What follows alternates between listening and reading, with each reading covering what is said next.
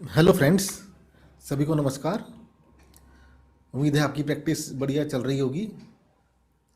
आज हम एक नया टॉपिक लेते हैं जो बहुत ही इम्पोर्टेंट भी है और इंटरेस्टिंग भी है।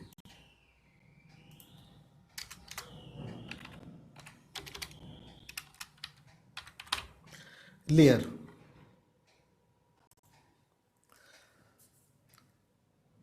जब भी हम कोई ड्राइंग फोटोशॉप में खोलते हैं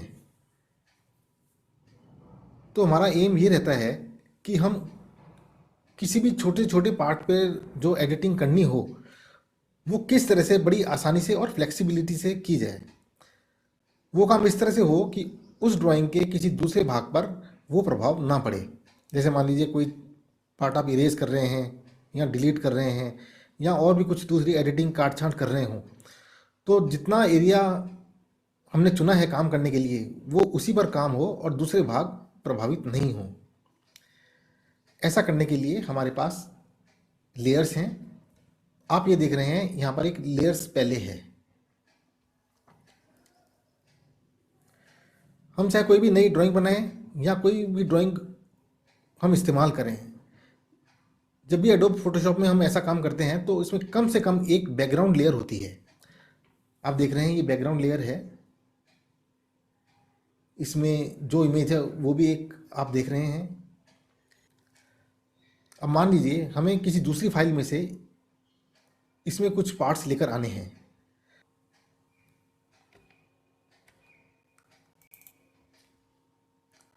फाइल ओपन,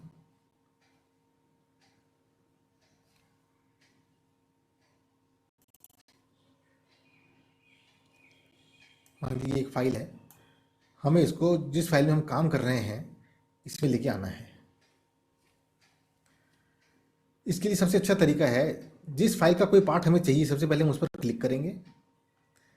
फिर आप यहाँ देख रहे हैं एक मूव टूल है, हम इस पर लेफ्ट क्लिक करेंगे और इस पर लेफ्ट क्लिक करते हुए हम हमारी करंट एक्टिव फाइल पर लेकर जाएंगे और इस फाइल को हम डिलीट कर देंगे। यहाँ हमने मैक्सिमाइज किया। अब जैसे ही वो फाइल जिसका पार्ट हमें हमारी एक्टिव फाइल में चाहिए होता है, जब इस फाइल में हम लेकर आते हैं, आप देख रहे हैं एक लेयर बन चुकी है। इस लेयर में आप इमेज देख रहे हैं। इस इमेज में कुछ हिस्सा तो इस वाली ड्राइंग का है और बाकी कुछ बैकग्राउंड शो हो रहा है। ऐसे ही आप एक बात और नोट कर सकते हैं, किसी भी लेयर में एक तो आप ये देख रहे हैं आई का सिंबल है, ये विजिबिलिटी को शो करता है। जैसे लेफ्ट क्लिक करें तो विजिबिलिटी खत्म हो जाएगी और दोबारा करें तो विजिबिलिटी आ जाएगी। ऐसे एक ब्रश का सिंबल है, ये बताता है कि ये हमारी एक्टिव लेयर है। आप देख रहे हैं ये एक्टिव लेयर है तो दूसरी लेयर में ब्रश का साइन नहीं है।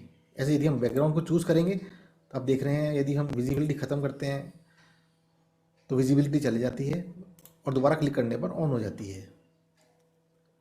अभी हम लेयर 1 में चलेंगे। अब हम इसको बड़ा करते हैं।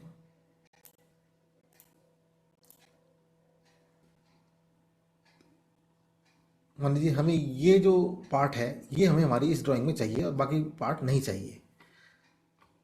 तो सबसे पहले हम इसको सिलेक्ट करेंगे, रेक्टेंगुलर मार्की,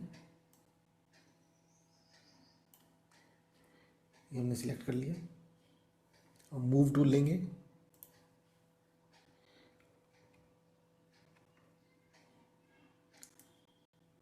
अब इसको वहीं पर ले जाएंगे।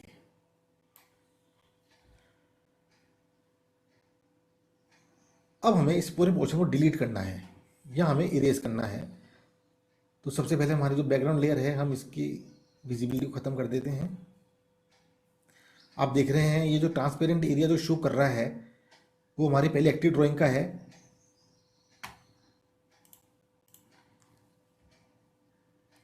अभी हम ये कंफर्म करेंगे कि हम लेयर 1 में ही हैं और अब हम इरेजर टूल लेंगे। ये हमारा इरेजर है। इसका साइज़ बढ़ाने के लिए हम यहाँ से ले सकते हैं।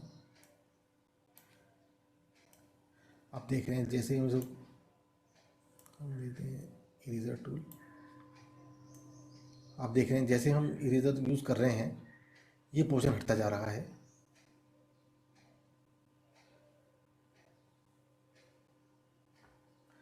आप चाहें तो बीच में इसको ऑन करके भी दे सकते हैं, जैसे बैकग्राउंड लेयर है हमने इसको ऑन किया, आप देख लीजिए,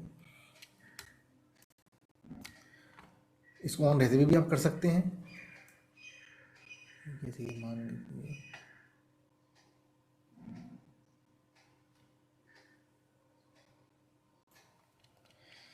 स्पेस बार,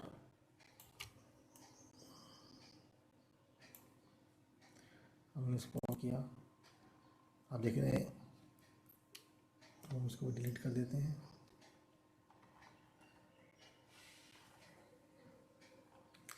हम इसको ऑन कर देते हैं। तो अब आप देख रहे हैं जिस लेयर में हम काम कर रहे हैं,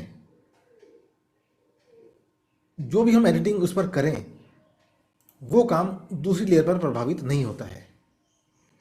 अब हमें जैसे मान लीजिए इसको मूव करना है, तो हमारी लेयर वैसे ही हमने सिलेक्ट कर रखी है, मूव, आप कहीं भी लेकर जा सकते हैं। अब हम एक और देखते हैं, मान लीजिए हमें किसी दूसरी फाइल से एक और पार्ट हमें यहाँ पर लेकर आना है, फाइल ओपन,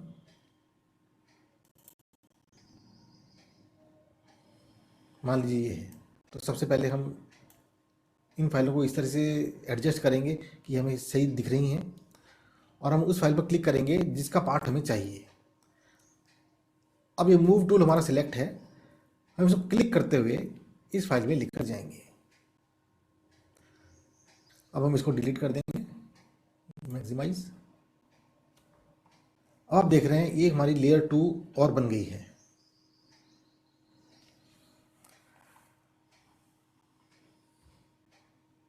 डबल क्लिक। अब यहाँ पर फ्रेंड्स आप देख रहे हैं कि हमें एरिया थोड़ा कम महसूस हो रहा है। मान लीजिए हमारा पार्ट कोई बड़ा है तो इतने से एरिया में नहीं आ सकता, तो इसके लिए हम क्या करेंगे, हम क्रॉप टूल चुनेंगे और हम इसका साइज बढ़ा लेंगे। अब हम एंटर कर देंगे, आपने देखा एरिया बढ़ गया है। और आसानी के लिए हम बाकी जो 2 लेयर्स हैं हम उनकी विजिबिलिटी को ख़त्म कर सकते हैं। अब हमारे पास केवल वही फाइल है जिसका पार्ट हमें चाहिए। हम उस पार्ट को सिलेक्ट कर लेंगे,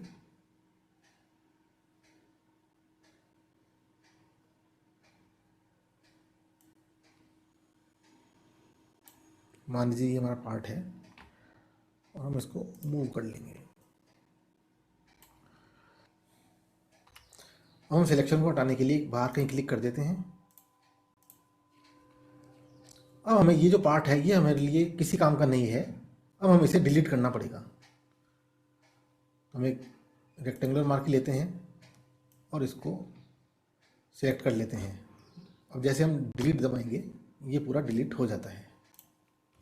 अब हम दूसरी लेयर्स को ऑन कर देते हैं। तक हम लेयर 2 में हैं, वो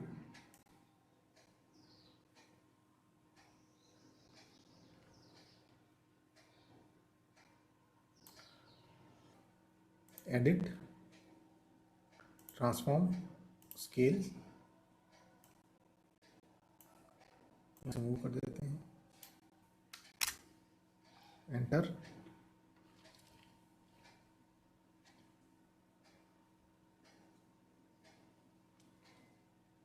अब हम लेयर 1 को चुनते हैं, हम आल्ट दबाते हुए इसकी हम कुछ कॉपीज और कर लेते हैं। अब हम दोबारा क्रॉप टूल चूज करेंगे, क्योंकि ये जो हमारे पास जो एडिशनल एरिया है इसकी हमें ज़रूरत नहीं है, तो हम उसको एंटर कर देंगे।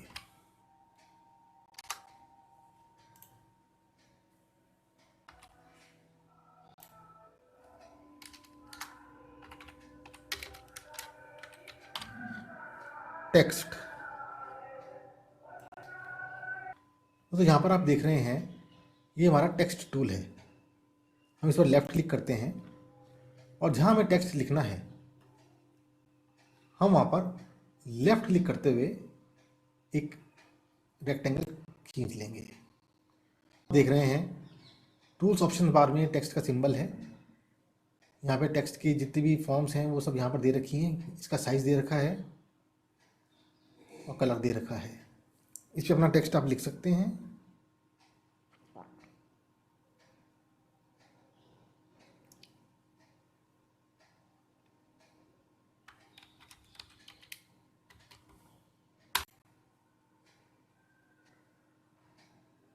अब आपने देखा जैसे हमने टेक्स्ट लिखा है, इसने एक नई लेयर बना ली है वर्क वन नाम से। इस पर आप डबल क्लिक करें और इसका नाम चेंज कर सकते हैं, TEXT। ऐसे किसी भी लेयर का आप नाम चेंज कर सकते हैं।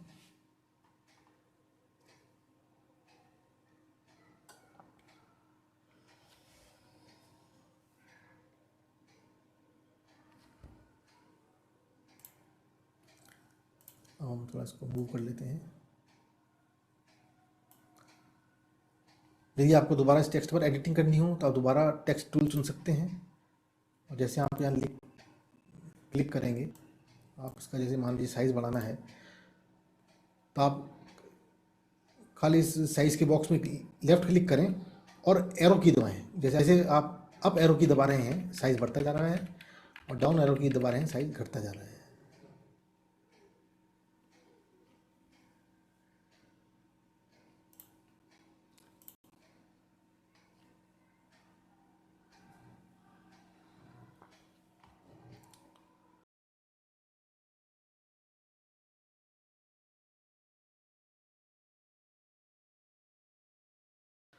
तो ओपेसिटी का मतलब आप जानते ही हैं, ये बिल्कुल ट्रांसपेरेंसी का उल्टा है। हम ये बोलेंगे कि ओपेसिटी किसी की 100% है तो इसका मतलब है कि हम उसके आर पार नहीं देख सकते। हमारे पास मान लीजिए हमारे पास ये W1 लेयर है, आप देख रहे हैं इसकी ओपेसिटी 100% है। अब जैसे आप यहाँ क्लिक करेंगे, आप एक स्लाइडिंग बार आ जाती है, जैसे आप इसको कम करते जाएंगे आप देख लीजिए इसकी ओपेसिटी कम होती जा रही है। ये और कम हो गई है, ये और कम हो गई है, ये बढ़ गई है। ऐसे हम किसी दूसरी लेयर को लेते हैं, मान लीजिए W2 को लेते हैं। यहाँ पर आप इसकी ओपेसिटी देख रहे हैं, जैसे हम कम करते हैं आप देखिए ये इसकी ओपेसिटी कम हो गई है। और कम करें, ये और कम हो गई।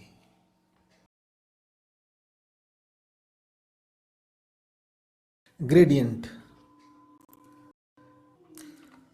अब दोस्तों सबसे पहले हम बैकग्राउंड लेयर को सिलेक्ट करेंगे। इसके बाद हम एक नई लेयर बनाएंगे, लेयर न्यू।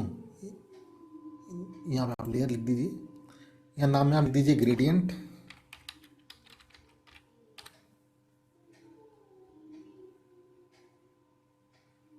और इसको ओके कर दीजिए।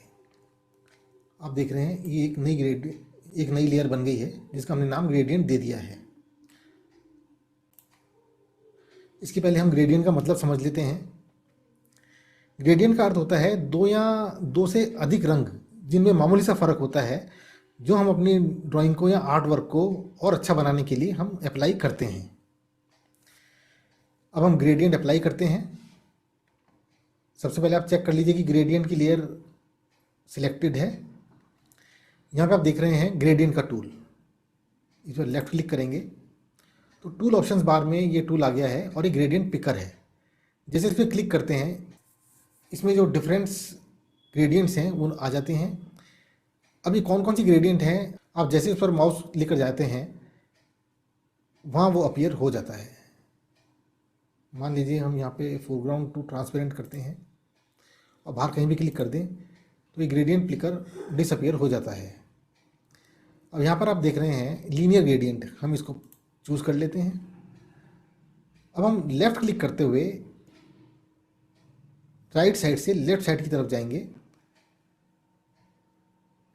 और ये लाइन सीधी आए इसके लिए हम शिफ्ट दबा सकते हैं और हम छोड़ेंगे तो आप देख रहे हैं इसमें ग्रेडियंट आ गई है। अब यहाँ पर आप देख रहे हैं ओपेसिटी, यहाँ हम इसकी ओपेसिटी बदल सकते हैं।